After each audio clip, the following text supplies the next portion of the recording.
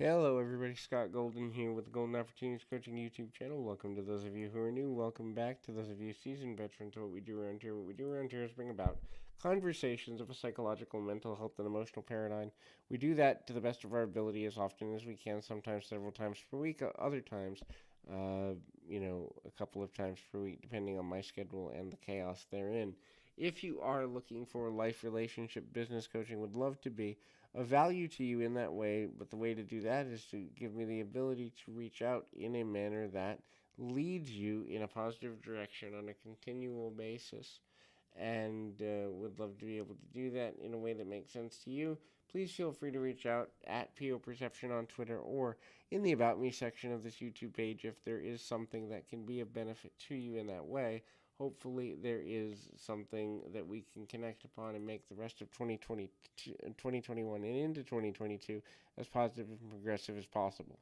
And so, the Life Lesson series is all about trying to make the most out of what can be some difficult challenges from time to time. So, the first thing is be honest with yourself.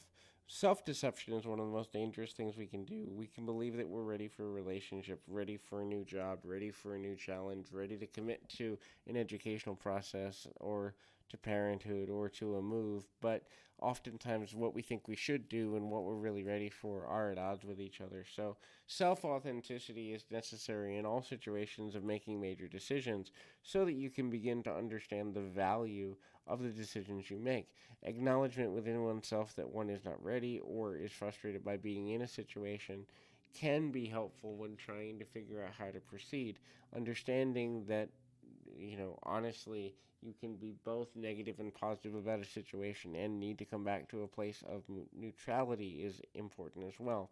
Certainly, living up to potential is valuable, but one mistake that many people make that they don't realize they're making as often as they do is loving someone or valuing someone based on their potential and not where they actually are.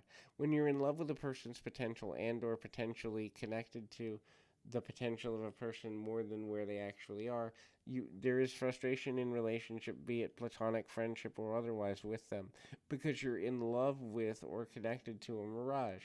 Just because someone has the ability to get somewhere doesn't mean they ever will. Furthermore, just because a few alterations of positive change could lead somewhere good for a person doesn't mean that they will ever engage in the behavior in a way that makes sense to you, so that the full potential, platonically or romantically or professionally, can be realized in the relationship. So, accepting a person where they are while seeing the potential in a person, but also accepting that they may never choose to engage in the fulfillment of their potential is a better way to be.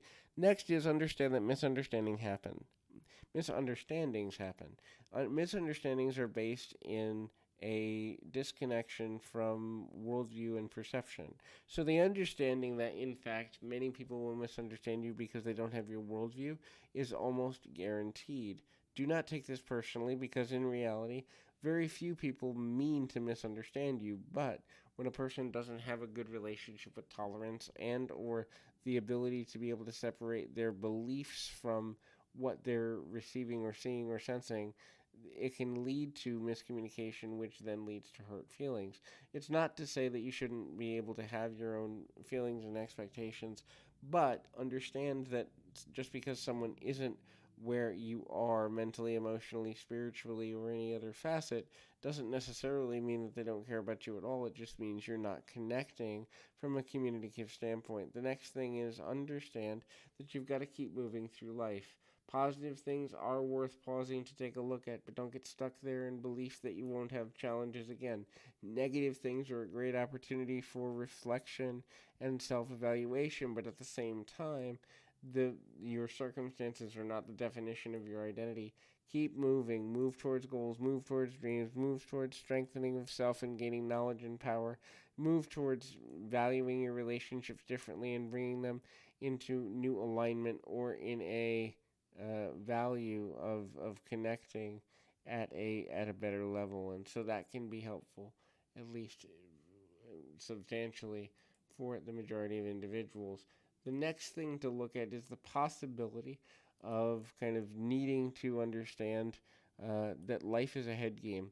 As much as we want to believe that people are authentic, as much as we desire to believe that people have our best interest at heart, everyone on some level from time to time will play head games, meaning will try to get someone to share their worldview so that they don't have as much to lose. Realize that self protection is the most common motivating factor for the breakdown in any communication style. So, when a person is trying to convince you of something, it may be helpful or beneficial or worthwhile to wonder what game they're playing or what agenda or angle they're trying to portray. It doesn't necessarily mean that they're doing this with malice. They may be doing it from instinct or they may be doing it from habit, but regardless, there is a certain level of head game and manipulation involved in the process of survival, which doesn't necessarily mean a person has negativity or bad value, but it does mean they may be dangerous to be around for any number of reasons. The next thing to consider is the connective force of um, letting go of your comfort zone. Expanding beyond where you are comfortable is important. Mastering negative emotions is also important to be able to understand that negative emotions are there as indicators of the need to change something, but to master them is to understand that they are not the definition of your identity, nor should they be something that you're so focused on that you can't move forward. Change your emotional state to a place of neutrality as often as possible so that you can gain perspective and then go positive when you're ready to make a decision. Hopefully, this is helpful. Keep your feet on the ground, your mind in the moment. Until next time, everybody.